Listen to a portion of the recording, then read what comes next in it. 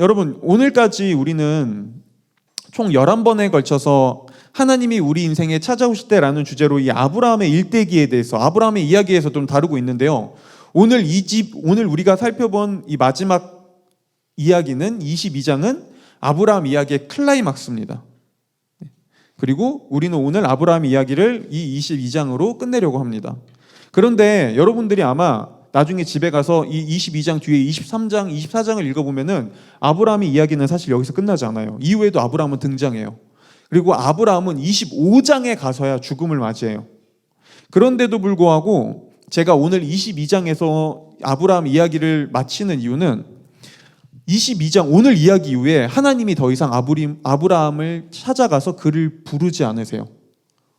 더 이상이요. 이유는 간단해요. 더 이상 그를 부를 필요가 없었거든요. 이 말은 하나님이 아브라함을 버렸고 아브라함에 대한 하나님의 관심이 사라졌다는 말이 아니에요. 이제 아브라함은 하나님이 특별히 그를 찾아가서 부르지 않아도 하나님과 함께 살아간다는 것이 무엇인지 알았고 실제로 그런 삶을 살아가기 시작했어요. 그러니까 굳이 하나님께서 더 이상 그에게 특별한 모습으로 찾아가지 않아도 됐던 거죠.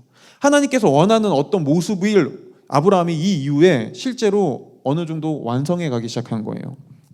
그리고 바로 이게 오늘 22장에서 하나님이 아브라함을 향해서 내가 이제 네가 하나님을 경외하는 줄 알았다라고 말씀하신 이유입니다. 하나님이 여러분 진짜 아브라함이 하나님을 경외하는 줄을 몰라서 진짜 하나님이 몰라가지고 얘가 나를 진짜 사랑하나? 라고 정말로 그걸 알아보려고 하신 걸까요? 아니요. 하나님은 이미 아브라함의 마음을 알고 있었죠. 근데 그럼에도 하나님은 아브라함에게 어떤 졸업 시험 같은 걸 치르고 계시는 거였어요. 이 오늘 사건을 통해서요. 하지만 우리는 하나님의 이 이야기가 하나님의 졸업 시험이다라는 말을 들으면 충분히 이런 생각을 할 수 있어요. 졸업 시험이 너무 빡센데요? 아니 세상에 누가 졸업 시험으로 아들을 갖다 바치라고 하나요? 아니 세상에 어떻게 아들을 제물로 갖다 바치라고 하는 이 하나님이 그런 시험을 내는 하나님이 어떻게 사랑의 하나님이죠? 아니 이건 너무 잔인하고 말도 안 되잖아요. 그리고 그 정도 요구를 따라야만 그렇게 순종해야지만 그게 하나님을 믿고 시험에 통과하는 거라면 저는 차라리 안 믿을래요. 아니 저는 그렇게 못하겠어요. 저는 절대 그렇게 못합니다. 그런 믿음이라면 저는 포기하겠습니다. 라고 말할 수도 있어요. 아마 여러분들 중에서도 이런 비슷한 생각을 하신 분이 분명히 있을 거예요. 그런데 오늘 여러분 정말 하나님이 아브라함에게 요구한 게 아들을 제물로 죽이라는 거였을까요? 정말 하나님이 그걸 요구하고 있었을까요? 사실 오늘 이야기를 통해 성경은 이렇게까지 아들을 죽이기까지 순종하는 게 하나님께서 원하시는 순종이다. 우리는 그렇게 해야 된다. 라는 그런 이야기를 하고 있지 않습니다. 그래서 오늘 이야기를 가지고 종종 우리는 이런 이야기를 듣기도 해요. 이런 말들을 듣기도 해요. 아무리 이해되지 않아도 무조건적으로 순종할 때 하나님이 기뻐하십니다. 그게 하나님이 기뻐하는 믿음입니다라고요. 그런데 만약 우리가 이 이야기를 그렇게 이해한다면 하나님이 기뻐하시는 믿음은 그냥 잔인해 보여도 이해되지 않아도 그냥 무조건 순종하는 거야 라고 생각한다면 사실 오늘 성경의 말씀을 제대로 이해하고 있지 못하는 거예요. 오늘 성경은 순종은 이런 거다라는 걸 얘기하고 싶지 않아요. 그게 오늘 성경이 말하는 이야기의 주제가 아닙니다. 오늘 성경은 사실 아브라함의 이 이야기를 통해서 우리에게 이걸 말하고 싶었던 거예요. 하나님이 우리를 부르신 궁극적 이유와 그 목적은 어디에 있는가? 그분은 왜 우리를 부르셨고 그 부르심에 무엇이 담겨 있는가? 바로 이게 오늘 성경이 말하는 거예요. 그래서 오늘 22장 1절이 어떻게 시작되는 줄 아나요? 하나님이 아브라함을 부르는 걸로 시작됩니다. 그래서 저는 오늘 여러분들과 함께 22장을 통해 하나님이 우리를 부르신 궁극적인 이 목적과 이유에 대해서 좀 이야기하려고 하는데요. 크게 세 가지를 살펴볼 거예요. 첫 번째는요, 하나님이 우리를 부를 때 일어나는 일이 어떤 일이 일어나는가에 대해서 이야기할 거고요. 두 번째는요, 아브라함은 도대체 어떻게 이런 무리한 요구에 순종할 수 있었는가에 대해서 이야기할 거고요. 마지막 세 번째로요, 하나님은 무엇을 바라보고 계시는가에 대해서 이야기할 거예요. 먼저 첫 번째입니다. 여러분, 하나님이 우리를 부르시는 이유는 뭐고 하나님이 우리를 부를 땐 도대체 어떤 일이 일어나는 걸까요? 여러분, 오늘 아까 말했듯이 오늘 이야기의 시작은 하나님이 아브라함을 부르는 것으로 시작돼요. 그런데 여러분, 우리는 지금까지 아브라함의 이야기를 우리 도심빛교회에서 저와 함께 꾸준히 아니면 계속 이 이야기를 들어본 분들은 알겠지만 하나님이 아브라함을 찾아와 부를 때마다 아브라함의 삶에 어떤 일이 일어나는지 아시나요? 아브라함의 삶에 갑자기 평안과 복과 기쁨이 찾아오지 않아요. 하나님이 아브라함을 부를 때마다 그에게 좋은 일이 생기지 않습니다. 오히려 이런 일들이 생겨요. 인생에 고민이 생기고요, 씨름이 생겨요. 한번 볼까요? 하나님은 자신의 고향에서 안정적으로 터전을 잡고 있던 아브라함을 찾아가 부르시죠.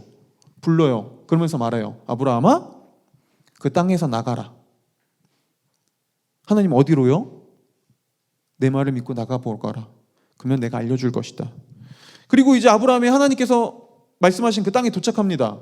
근데 그 땅은 척박한 땅이었어요. 가뭄이 들었어요. 아브라함은 먹고 살기가 힘들었습니다. 가뭄 기근 속에서. 그래서 아브라함이 그 땅을 떠나려 할 때 하나님은 아브라함을 다시 찾아와 말씀하세요. 아브라함아, 거기 머물러 있거라.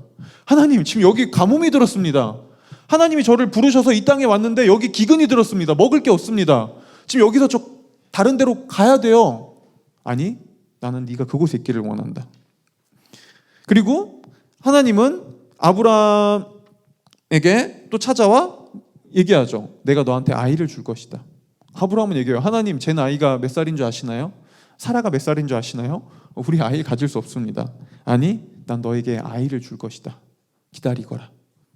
그리고 실제로 아브라함은 그의 나이 100세에 아들을 얻죠. 그런데 이제 그의 나이 100살에 아들을 얻었을 때 하나님은 다시 한번 아브라함을 찾아와 말씀하십니다. 아브라함아, 그 아들을 번제로 바쳐라. 아브라함은 얘기하죠. 네? 하나님, 당신이 주신 아들 아닙니까? 제가 이 아들을 얻기 위해 얼마나 오랫동안 기다리는지 아시지 않습니까? 근데 하나님은 그를 불러서 또 그를 고민하게 하고 씨름하게 하시죠. 자, 지금 하나님이 아브라함의 인생에 찾아올 때마다 그의 삶에 어떤 일이 일어나고 있는지가 보이세요? 그의 삶은 오히려 흔들렸고 혼동에 빠졌고 그는 씨름할 수밖에 없었습니다. 그는 고민하지 않을 수 없었어요. 그리고 이 속에서 아브라함은 수없이 의심하고 실제로 흔들리고 넘어지죠. 그는 많이 실패합니다. 그럼에도 불구하고 아브라함은 이 가운데서 분명한 한 가지는 배울 수 있었어요. 뭔지 아나요? 그건 바로 당장 눈에 보이는 상황과 환경을 바라보며 사는 삶을 넘어서 때론 내가 이해할 수 없지만 내 상황과 환경을 지금 내 눈엔 아무런 의미도 없어 보이고 너무나 막막하지만 그 상황과 환경을 뛰어넘어 언젠가 거기에 어떤 의미가 있고 거기에 어떤 하나님의 뜻과 길이 있다는 걸 그는 조금씩 발견해 가기 시작했어요. 뭘 배운 거죠? 상황과 환경에 휘둘리지 않는 법을 아브라함은 배워가기 시작했어요. 그리고 바로 이게 하나님이 아브라함을 부르신 이유였어요. 하나님이 아브라함에게 정말로 주고 싶었던 건 단순히 돈 많이 벌고 성공하고 더 많은 땅을 차지하고 자녀를 많이 얻는 게 아니라 이 깨어진 세상에서 언제 어떻게 흔들릴 수밖에 없는 어떤 위협이 찾아오고 쉽게 무너져 버릴 수밖에, 내가 얻은 것들이 쉽게 무너지고 쉽게 위협의 두려움에 빠질 수밖에 없는 이 상황과 환경에도 불구하고 그것에 흔들리지 않고 그것을 굳건히 이기며 견디는 법을 하나님께서는 아브라함에게 가르쳐 주기 원했죠. 이게 오늘 하나님께서 아브라함이 평생 동안 원했던, 그토록 간절히 원했던 아들을 이제 얻었는데 이제 모든 게 끝났다고 생각하고 이제 모든 건 이제 해피엔딩이다 라고 생각한 그 순간에 아브라함을 마지막으로 또 찾아가 그를 부르신 이유였어요. 그리고 오늘 하나님이 이 아브라함을 찾아가 부르신 22장을 보면요, 하나님이 아브라함을 처음에 불렀던 12장과 그 모습이 매우 비슷합니다. 하나님은 12장에 보면 아브라함을 처음 부를 때 고향 땅에서 안정적으로 살고 있는 아브라함을 부르면서 이렇게 얘기하세요. 12장 2절 1절에서요 이렇게 말해줍니다. 너는 너의 고향과 친척과 아버지의 집을 떠나라. 근데 보세요, 하나님은 여기서 비슷한 말을 반복해요. 너는 너의 고향과 친척과 아버지의 집을 떠나라. 우리는 여기서 아브라함이 지금 무엇을 중요하게 여기고 있는지를 알 수 있어요. 아브라함은 그의 인생의 안정감을 혈통과 가족에서 찾으려고 했어요. 친척, 아버지의 집, 고향. 여러분, 이거 자체가 잘못된 건 아닙니다. 당연히 우리의 가족을 통해 가정 안에서 평온을 누리고 안정감을 누리는 것 절대 잘못된 것 아닙니다. 그런데 문제는 뭔지 알아요? 아브라함이 자신의 인생에서 가장 중요하게 여겼던 가족과 고향과 자신의 가정이라는 울타리는 아브라함을 영원히 지키고 흔들리지 않게 만들 수 있을 만큼 완벽하지 않았다는 거예요. 이걸 잘 보여주는 것 중에 하나가 뭐냐면요, 아브라함은 가족과 가정과 혈통을 중요하게 여겼어요. 근데 정작 그에겐 자식이 없었어요. 그렇죠? 이게 아브라함의 한계였습니다. 아브라함이 중요하게 여겼던 그것의 한계였어요. 그리고 그래서 하나님은 아브라함을 부르면서 이렇게 말하고 있는 거예요. 너의 가족과 친척과 아버지의 집을 떠나라. 이 순간부터 내가 너의 진짜 친척과 가족과 아버지가 되어주겠다. 너에게 자녀를 주겠다라고요. 그리고 하나님이 이렇게 아브라함을 부른 이후에 25년 만에 드디어 아브라함은 정말로 기적적으로 아들을 얻습니다. 이 모든 것이 다 완성된 것 같았어요. 이제 됐어. 진짜 하나님께서 내가 그 25년이라는 시간이 너무나 힘들고 너무나 막막했고 때로는 하나님이 원망스러웠고 그래서 하나님을 원망했고 의심했지만 그래도 결국엔 하나님은 나에게 이 약속을 지켜주셨어. 됐다. 이제 끝났다. 라고 할 때 하나님은 아브라함을 다시 찾아와 말하세요. 네 아들을 바쳐라. 그런데 이때 하나님은 12장에서 아브라함을 불렀던 것처럼 22장에서도 아브라함을 부르면서 이렇게 말씀하세요. 22장 2절입니다. 네, 이건 우리가 다 같이 한번 읽어볼게요. 한번 읽어보겠습니다. 시작.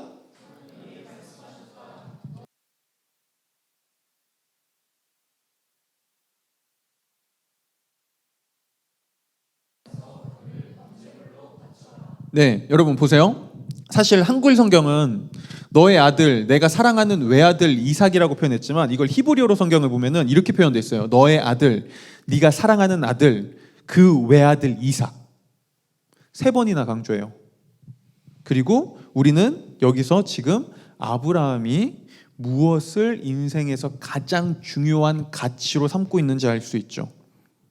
그는 어느새 늦둥이였던 이삭, 자식을 자신의 인생의 가장 중요한, 가장 유일한 사랑으로 삼고 있었어요. 목사님, 자식 사랑하는 게 잘못이에요? 오늘날 사람들은 이렇게 얘기하기도 합니다. 제가 이게 기독교를 싫어하는 이유입니다. 아니, 기독교는 왜 하나님만 믿고 하나님이 최고라고 얘기하는 거죠? 아니, 그래서 극단적인 내 주변에 있는 기독교인들을 보면은 종교 위에서, 교회 위에서 가족도 돌보지 않고 자신의 가정도 돌보지 않고 아무것도 돌보지 않고 그렇게 살아가요. 아니, 그건 올바른 신앙인가요? 그건 말도 안 되는 일이죠. 왜 기독교는 그렇게 극단적인 가르침을 주는 거죠? 라고 얘기하기도 합니다. 여러분, 성경은 그걸 말하고 있는 게 아니에요. 성경은 우리의 자녀를 사랑해서는 안 되고 아내를 사랑해서는 안 되고 하나님을 위해 가정을 돌봐서는 안 된다고 말하고 있는 게 아닙니다. 성경이 말하고 있는 거는 이거예요. 아무리 내가 사랑하는 자녀라 할지라도 이삭은 아브라함의 인생에서 가장 중요한 가치로 삼기엔 불완전했고 연약했으며 영원하고 완벽하지 않았다는 거예요. 보세요. 완전하지 않고 불완전하고 연약하며 영원하지 않는 존재를 내 인생의 가장 중요한 가치로 삼을 때 어떤 일이 일어날까요? 우리는 내가 기대하는 만큼 더 실망하게 되고 내가 사랑했던 만큼 더 배신감을 느끼고 더 좌절합니다. 아브라함은 이삭을 세상에서 가장 사랑하는 가장 최고의 존재로 여길수록 당연히 이삭에게 모든 걸 맞춰줬겠죠. 하지만 반대로 그는 이삭을 너무나 사랑해서 이삭의 작은 실패에도 버티지 못했을 거고요. 이삭의 작은 연약함을 보면서도 분노했을 거고요. 그리고 이삭의 삶에 하나하나 다 간섭하려고 했을 거예요. 그럴수록 이삭의 삶도 망가져 갔겠죠. 목사님, 그 너무 과대한 해석 아닌가요? 그 너무 과해요. 여러분, 정말 그럴까요? 사회 심리학계에서 세계적인 학자인 진트웬지라는 학자는요, 오늘날 현대인들의 나르시시즘에 대해서 다룬 나는 왜 나를 사랑하는가라는 책에서 이 오늘날 부모들이 자녀를 너무나 사랑할 때 어떤 일이 일어나는지를 두고 이렇게 얘기해 줍니다. 그리 멀지 않은 과거에 아이들은 집에서 최고로 높은 사람이 누구인지 알고 있었다. 그것은 자신이 아니라 바로 엄마 아빠였다. 엄마와 아빠는 친구가 아니었다. 부모였다. 과거의 양육 태도는 자화자찬과 긍정적인 정서에 대한 문화적 핵심 가치에 의해 변하기 시작했다. 이제 부모는 아이들이 하는 것을 모두 다 하려고 한다. 아이들이 부모의 허락을 받고 싶어 매달리는 과거의 모습은 완전히 반대가 되었다. 부모는 자신의 아이가 행복하게 자라기를 바라며 자존감이 높은 아이가 되기를 바란다. 그러나 문제는 이것이 지나치다는 점이다. 아이를 잘 키우겠다는 좋은 의도로 시작된 일이 나르시시즘이 창궐할 수 있는 문을 활짝 열어놓았다. 여자아이에게 공주님이라고 써진 옷을 입히는 부모가 많지만 진짜 왕권을 가지고 있어서 아이를 공주로 만들어주지 않는 한 이건 허튼 짓에 불과하다. 그리고 아이가 공주라면 당신은 여왕이거나 왕이어야만 한다. 하지만 현실은 그렇지 않다. 당신은 공주가 말하는 대로 해야 하는 충직한 신하일 뿐이다. 여러분, 지금 진트웬지 박사가 무엇을 얘기하고 있는지가 보이세요? 자녀를 내 인생의 가장 소중한 유일한 가치로 삼을 때 그 부모는 오히려 자녀를 망가뜨립니다. 왜냐하면 나는 아무리 자녀를 왕자와 공주처럼 대해도 나의 자녀는 진짜 왕자와 공주가 아니거든요. 내 자녀는 왕자와 공주가 되게 턱없이 부족하거든요. 근데 그 자녀를 왕자랑 공주처럼만 대했어요. 근데 그 자녀가 세상에 나가잖아요. 세상에선 그 자녀를 왕자와 공주로 더 이상 대접해주지 않아요. 그냥 하나의 사회의 일원으로 경쟁 체제 안에서 두죠. 그때 자녀들은 망가집니다.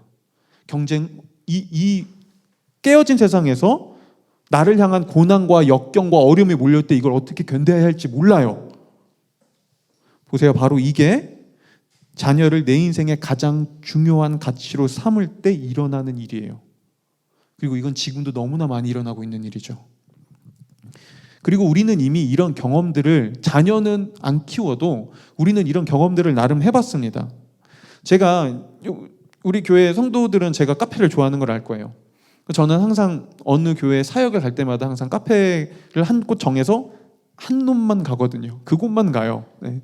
근데 몇 년 전에도 제가 청년부 교육자로 있을 때 그 한 카페를 자주 갔었어요. 근데 그러다가 이제 그 카페 사장님이랑, 청년 사장이었어요. 굉장히 어린, 그때 26밖에 안 된. 그 청년 사장님이랑 이야기하면서 제가 이렇게 물어본 적이 있어요. 그래도 어때요? 내가 원하는 카페 하면 좀 괜찮죠? 여유롭죠? 나도 카페 하고 싶더라고요. 목사 아니면 나도 카페 하고 싶어요. 그때 그 청년 사장이 이렇게 얘기했어요. 사람들이 카페 하면 되게 편하고 여유로울 거라고 생각하는데 그렇지 않아요. 오히려 사장으로 신경 써야 할 것이 이것저것 챙겨야 될 게 훨씬 많아요. 무엇보다 자영업을 시작하는 순간부터 자리 잡아야 하는 강박관념 때문에 저는 잠도 제대로 못 자는 경우가 너무나 많습니다. 주변에 다른 카페가 생길 때마다 압박감을 느끼고 혹시나 고객들이 실망해서 가게를 다시 오지 않을까 봐 항상 온 신경이 곤두서 있어요. 심지어 혹시 카페에 무슨 일이 생기진 않을까 집에서 자다가 새벽에 갑자기 그냥 걱정돼서 카페에 온 적도 한두 번이 아니에요 라고 얘기했었어요.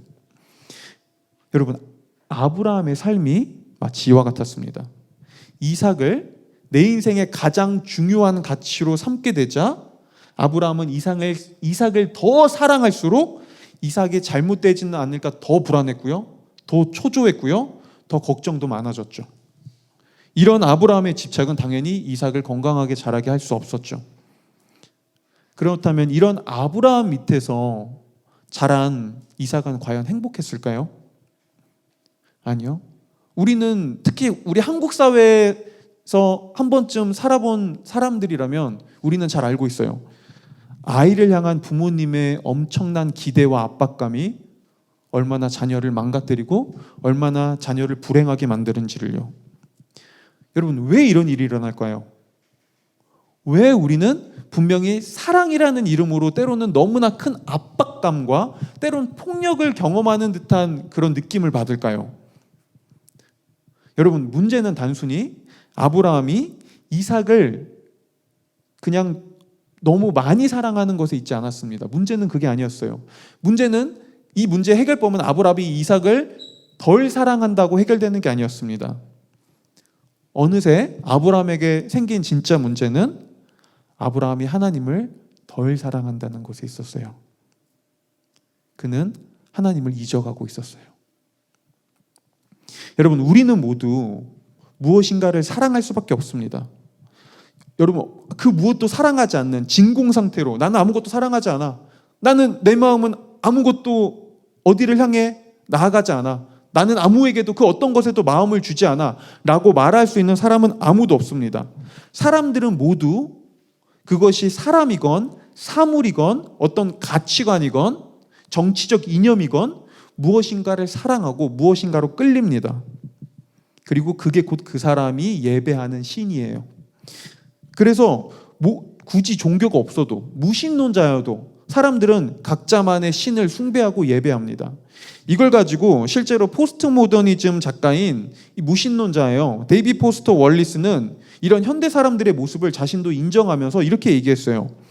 어른이 되어 겪는 매일매일의 삶 속에서 무신론이란 존재하지 않는다. 모두가 무엇인가를 숭배해야만 한다. 무엇을 숭배할까가 우리의 선택으로만 남을 뿐이다. 그러면서 이 데이비드 포스터 월리스는 오늘날 현대 사람들이 숭배하는 걸 가지고 이런 걸 얘기했습니다. 외모, 힘, 돈, 섹스, 게임, 사랑. 사람들은 이런 것들에 마음을 줍니다. 이런 것들에 매혹됩니다. 이런 것들에 끌립니다. 이런 것들을 통해 자신의 가치를 더 발견하려고 합니다. 그리고 그는 얘기하죠. 이게 곧 숭배라고요. 그게 곧 오늘날 현대 사람들의 신이라고요. 왜 사람들은 무엇인가를 숭배할까요? 왜 사람들은 외모를, 힘을, 돈을, 섹스를, 게임을, 사랑을 숭배할까요? 이유는 간단해요. 그게 날 행복하게 만들어줄 거라고 생각하니까요. 그게 내 인생의 가치를 높여줄 거라고 생각하니까요. 돈이, 외모가, 힘이, 명예가, 안락함이, 자녀가, 사람들의 인정이, 연인과 결혼이 나를 더 나은 인생으로 만들어줄 거라고 생각하니까요. 뭐 하는 거죠? 그게 나를 구원해 줄 거라고 생각하는 거죠. 이게 날 구원해 줄 거야. 나의 외모가, 내가 더 멋진 외모를 가지고 있다면, 내가 더 좋은 사람을 만난다면, 나의 자녀가 성공한다면, 내가 더 많은 돈을 번다면, 나의 몸매가 더 예뻐진다면 나는 가치 있어질 거야. 난 행복해질 거야. 사람들이 나를 우러러봐 줄 거야. 뭐죠? 이게 날 구원해 줄 거야 라고 말하고 있는 거예요. 하지만 문제는 뭐죠? 그런 것들은 그렇게 완벽하지도 완전하지도 영원하지도 않다는 거예요. 심지어 그런 것들은 우리를 소중하게 대해주지도 않습니다. 오히려 오늘날 우리가 숭배하는 많은 것들은 우리에게 이렇게 말하죠. 나를 숭배하고 싶다면 희생하거라. 포기하거라 라고요. 그래서 오늘날 세상은 우리에게 이렇게 얘기해요. 좋은 외모를 갖고 싶으신가요? 그렇다면 우리 병원으로 오세요. 돈을 얼마를 내시면 저희가 살을 깎고 당신의 피를 뽑아서 아름다운 외모를 만들어 드리겠습니다. 그렇죠? 좋은 몸매를 갖기 원하시나요? 저희 헬스클럽에 등록하십시오. 8회 PT를 받으면 당신은 이렇게 아름다운 몸매가 될 겁니다. 당신은 멋있어질 거고 많은 사람들에게 인기가 많은 인기남, 인기녀가 될 겁니다. 라고요. 또 얘기하죠. 자녀의 성공을 원하시나요? 자녀를 저희 학원에 맡겨주세요. 더 많은 돈을 벌기 원하시나요? 우리를 믿고 우리에게 당신의 돈을 투자하세요. 더 높은 수익을 가져다 드리겠습니다. 하지만 작게 얘기하죠. 하지만 투자는 개인의 선택이니 실패에 따른 책임을 저희는 지지는 않습니다. 여러분, 우리도 한 번쯤 이런 것들을 숭배하고 살아보지 않았나요?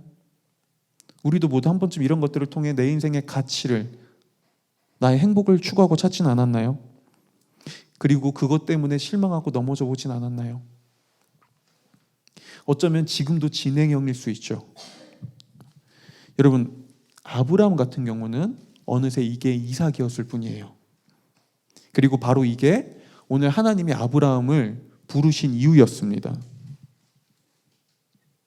인생에서 가장 중요하고 소중한 가치가 되기엔 연약하고 부족한 이삭을 아브라함의 인생의 가장 중요한 가치로 두었을 때 아브라함의 삶도 위태롭고요, 이삭의 삶도 위태로웠습니다.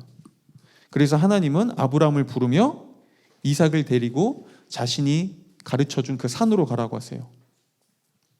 그리고 제물로 바치라고 하시죠. 근데 하지만 그럼에도 불구하고 우리는 여기서 또 하나 이해할 수 없는 부분을 맞이할 수 있어요. 아니, 꼭 그 방법이 자녀를 제물로 바치는 거여만 했나요? 아니, 하나님이시라면 그런 잔인하고 그런 극단적인 방법이 아니더라도 얼마든지 아브라함이 지금 무엇을 잘못하고 있고 그의 마음이 무엇이 잘못됐는지 그걸 가르쳐 줄 수 있는 분 아닌가요? 바로 이게 우리가 살펴볼 두 번째 주제입니다. 왜? 그리고 어떻게 아브라함은 이런 위험해 보이는, 그리고 너무나 말도 안 돼 보이는 하나님의 요구에 순종할 수 있었을까요? 오늘 여러분, 만약에 오늘 성경을 우리는 자세히 봐야 돼요. 만약 오늘 하나님이 아브라함을 향해서 내가 너를 시험하기를 원한다, 너의 사라를 죽여라, 너의 아내 사라를 죽여라 라고 했다면 아브라함은 순종하지 않았을 겁니다. 왜냐하면 그건 정의롭지 못한 일이거든요. 그건 옳지 못한 일이거든요. 마찬가지로 오늘 하나님이 아브라함을 향해 아브라함아, 굳이 저 어디 산에 갈 필요 없다.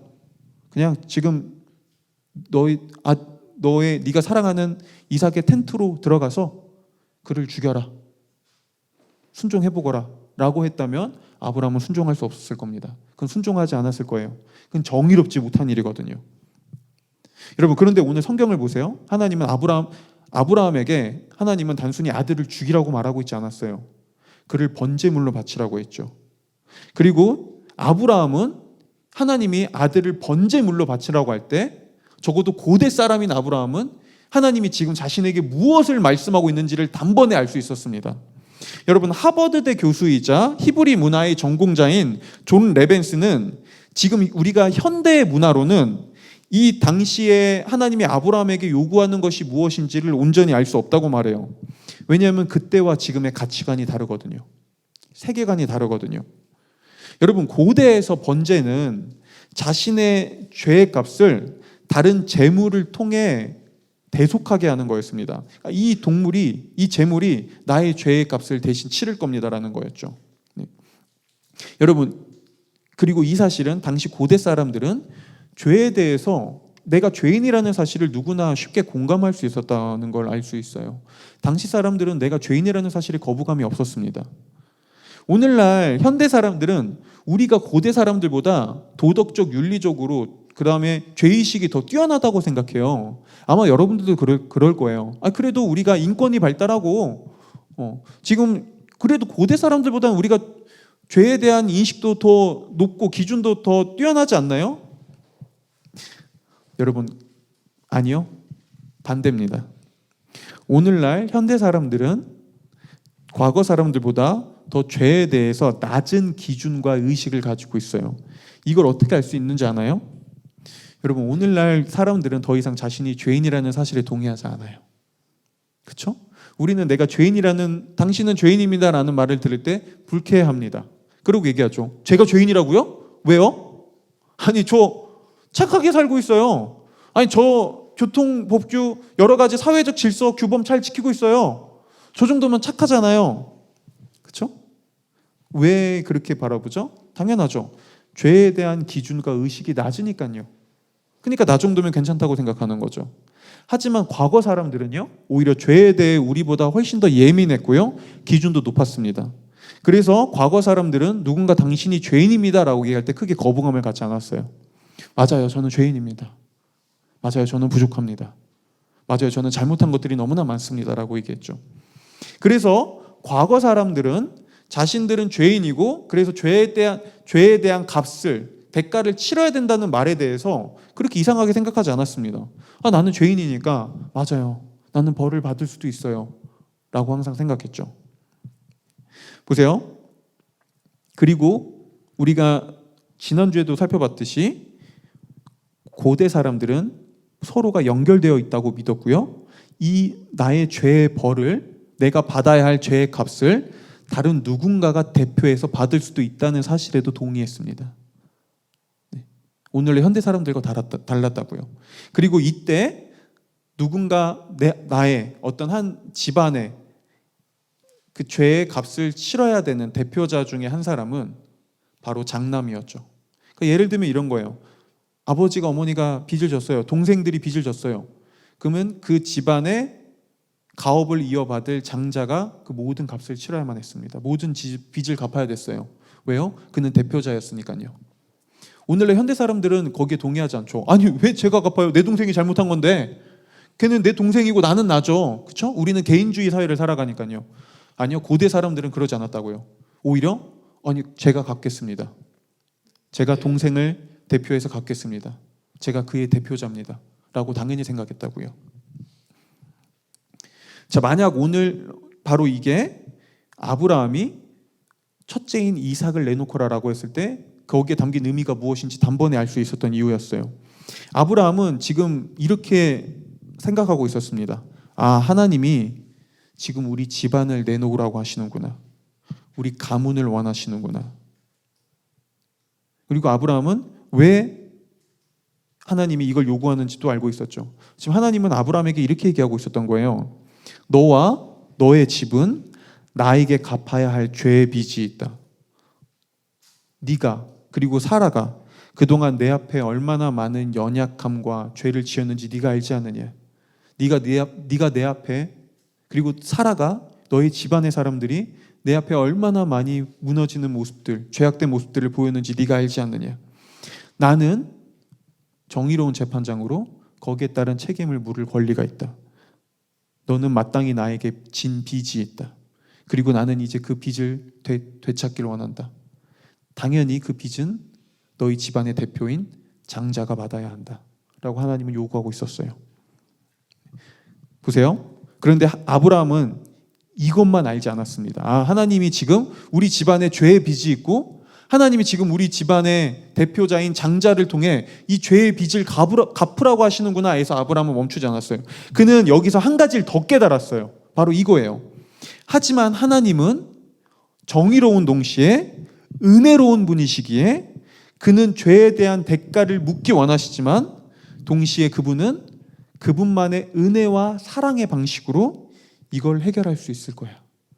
그분은 내가 생각하지 못한 또 다른 대안을 가지고 계실 거야 라는 걸요. 아브라함은 여기까지도 알았어요.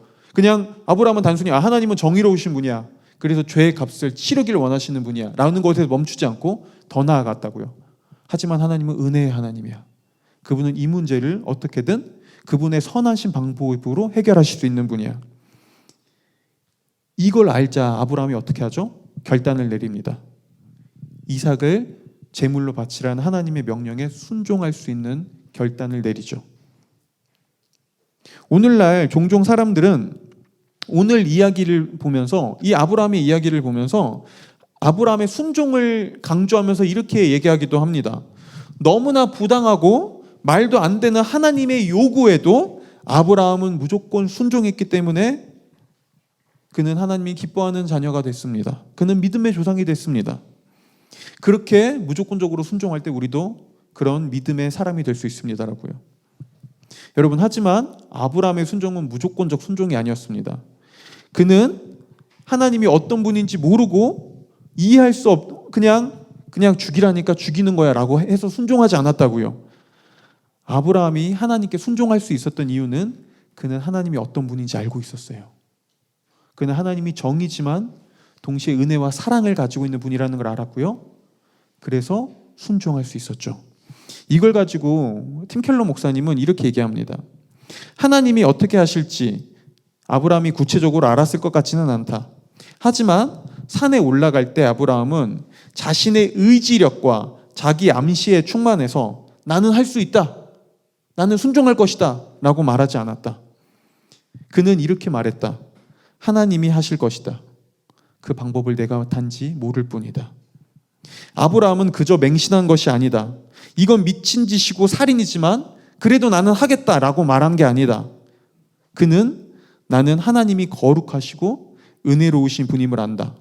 어떻게 하실지는 모르지만 이번에도 하나님이 그런 분이시니란 걸 내게 보여주실 것이다 라고 말했다. 여러분, 이게 아브라함이 보고 있는 거였습니다.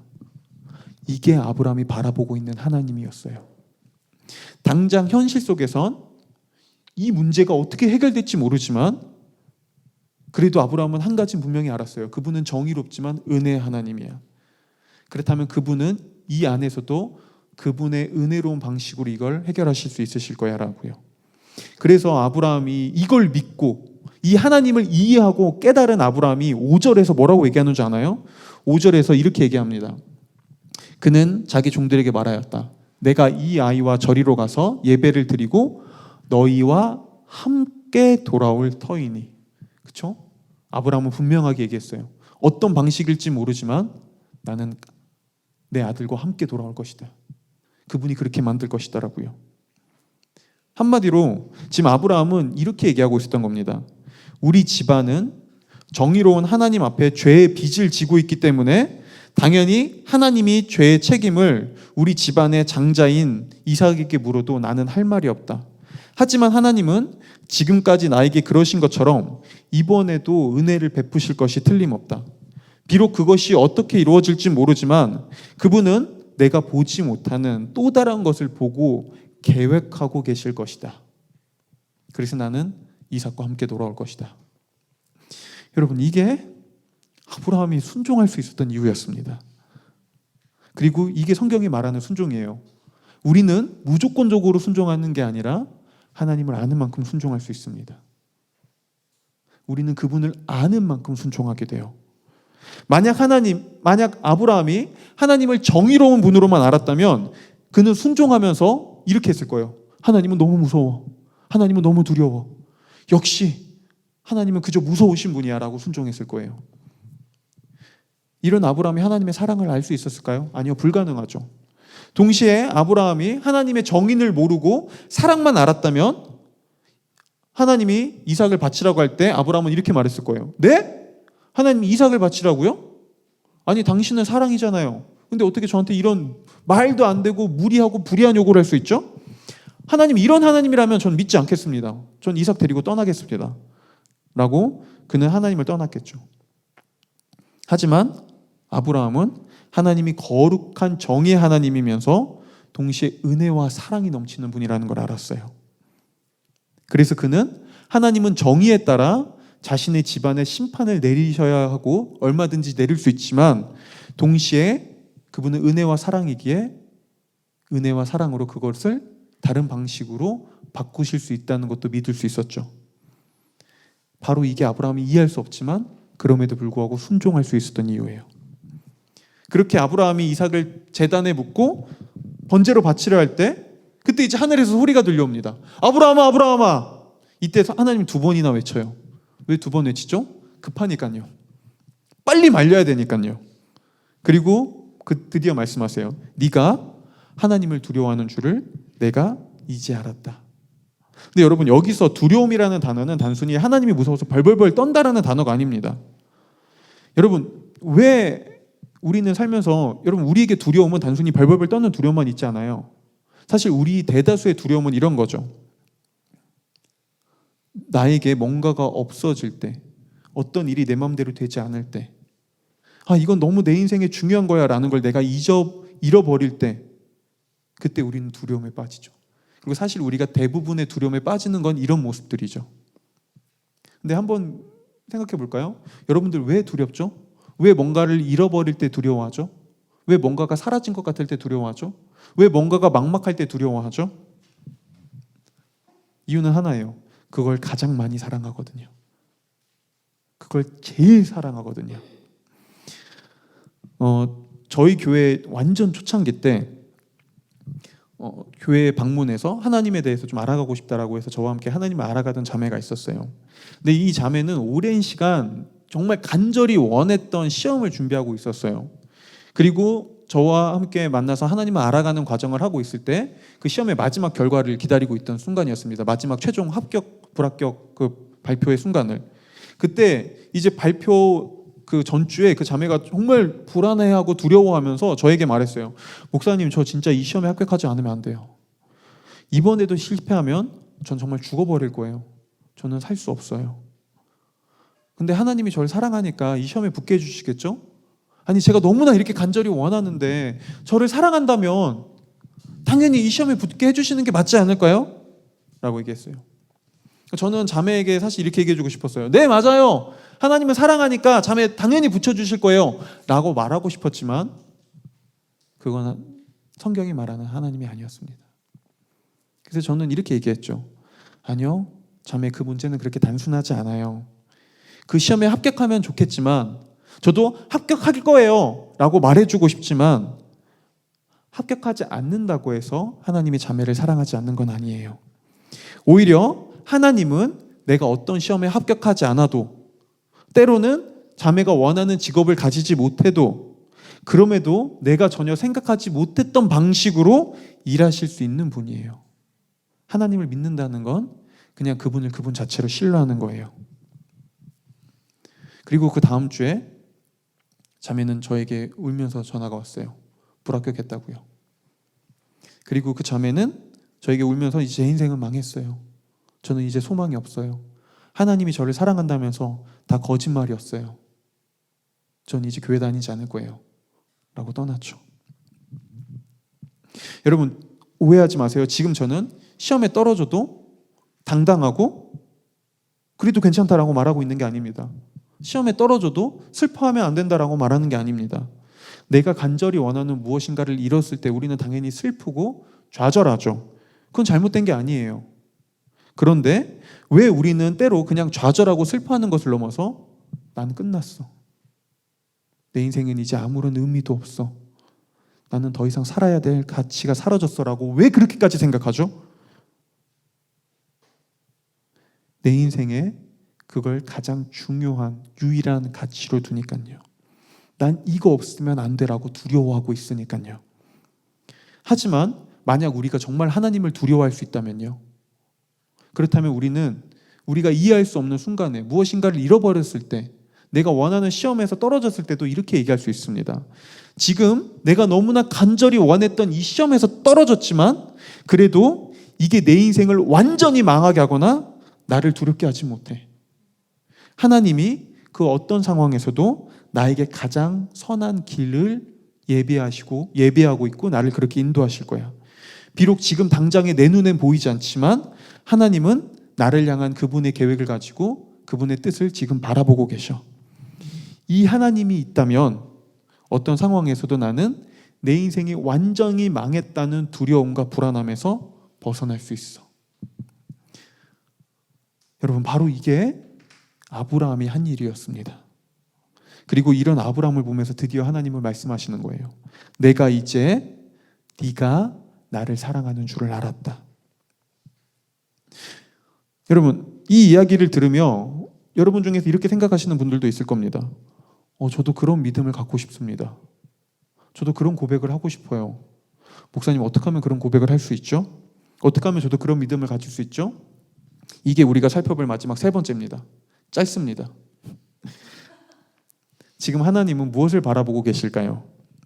오늘 여러분 사실 22장을 이거를 성경 원문인 히브리어로 보면은 굉장히 중요한 단어가 반복해서 등장하는 걸 하나 알 수 있어요. 그건 바로 보다라는 뜻을 가진 히브리어 라라는 단어예요. 그래서 오늘 아브라함이 이삭과 함께 오른 산은 이 모리아 산인데요. 이 모리아 산의 뜻이 하나님이 바라보고 계신 산, 라에서 시작된 산의 이름입니다. 그리고 이삭이 오늘 아버지에게 묻죠. 아버지, 재물은 어디 있어요? 라고 할 때 아브라함은 이렇게 대답해요. 하나님이 준비하고 계실 거야. 근데 사실 이 히브리어는 준비하고 계실 거야 라는 뜻보다는 직역하면 이런 뜻이에요. 하나님이 지금 그 재물을 바라보고 계셔. 근데 이거를 의역해서 하나님이 준비하고 계셔 라고 번역한 거예요. 보세요. 오늘 성경은 계속해서 하나님이 무엇인가를 바라보고 있다고 강조합니다. 어디를 바라보고 계실까요? 사실 오늘 하나님은 아브라함이 이삭을 바치려 한 그 장소를 바라보고 있었어요. 아브라함이 제단을 쌓았던 그 장소를요. 왜냐하면 오늘 아브라함이 이삭을 바치려고 했던 이 사건이 있고 난 후에 약 2000년 후에 그 산은 사람들에게 갈보리 산이라고 불리기 시작했고요. 이곳에서 또 다른 아들이 십자가라는 나무를 지고 제물로 끌려가거든요. 오늘 이삭은 아버지에게 묻죠. 아버지, 제물이 어디 있어요? 라고 할 때 그의 아버지인 아브라함은 너무나 따뜻한 음성으로 아들에게, 그리고 확신에 찬 음성으로 말했어요. 하나님이 준비해 주실 거야. 그분이 그 제물을 바라보고 계셔라고요. 그런데 보세요. 그 일이 있고 난 후 2000년 후 똑같은 산 위에서 십자가를 지고 제물로 끌려간 아들이 아버지를 찾으며 부르짖을 때 그의 아버지는 침묵하셨습니다. 그의 아버지는 아무런 대답도 하지 않으셨어요. 아브라함이 이삭을 향해 칼을 들고 내리치려 할 때 하나님은 그를 향해 다급하게 외칩니다. 아브라함아, 아브라함아, 멈추거라. 그를 말리죠. 그런데 그 일이 있고 난 후 2000년 후 또 다른 아들이 똑같은 산에서 로마의 병사에게 칼로 찔릴 때 그의 아버지는 가만히 계십니다. 왜요? 우리가 져야 할 죄의 빚을 갚게 하기 위해서요. 왜 하나님은, 정의의 하나님은 왜 마지막 순간에 이삭에게 아브라함과 그의 집안의 죄의 빚을 갚게 하지 않으셨을까요? 왜냐하면 하나님은 진짜 아들이 아브라함과 그의 집안뿐만 아니라 온 인류의 죄의 빚을 갚을 그 아들을 바라보고 계셨거든요. 그 장소에서요. 하나님은 아브라함의 아들인 이삭이 아니라 그곳에서 2000년 후 정말 모든 빚을 갚으실 자신의 아들을 바라보고 계셨거든요. 여러분, 이 하나님은 그 아들을 바라보며 자신의 아들인 그 예수 그리스도를 바라보며 이삭을 죽이려 했던 아브라함을 향해 말합니다. 아브라함아, 아브라함아, 멈추거라. 그리고 네가 이제 나를 사랑하는 줄 알았다라고요. 보세요. 아브라함은 이삭을 죽이지 않았습니다. 하지만 그럼에도 하나님은 말씀하시죠. 이제 네가 나를 사랑하는 줄 알았다.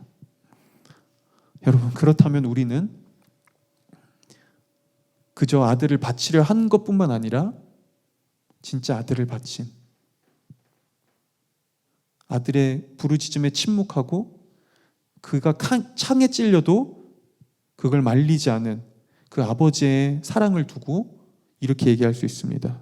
하나님, 이제 당신이 저를 사랑하는지 제가 이제 알았습니다. 당신이 저를 얼마나 사랑하는지 제가 이제야 알겠습니다라고요. 여러분, 이 하나님의 사랑을 알 때 어떤 일이 벌어질까요? 우리는 그분을 가장 사랑하고 싶어집니다. 그분이 나를 이렇게 사랑했구나. 그분이 나를 이렇게 아끼지 않았구나. 그분이 나의 최고의 사랑이시구나라고 그분을 사랑하고 싶어집니다. 그리고 이 하나님을 내 마음의 중심에 둘 때 우리는 더 이상 그 어떤 것에도 흔들리지 않고 두려움에 빠지지 않을 수 있죠. 모든 걸 다해 나를 사랑한 아버지가 계시니까요. 말씀을 마치겠습니다. 여러분, 바로 이게 오늘 우리가 아브라함처럼 오늘날 우리도 믿음의 고백과 순종을 할 수 있는 유일한 이유입니다. 어떤가요? 성경이 말하는 하나님이 정말 이런 하나님이라면, 그분이 이런 아버지라면 여러분, 그분께 우리 모든 걸 기꺼이 순종할 수 있지 않을까요? 우리 그분을 나의 참되고 영원한 최고의 사랑이라 고백하는 일이 정말 그렇게 나쁜 일일까요? 아니요. 가장 좋은 일이 될 겁니다. 기도하겠습니다.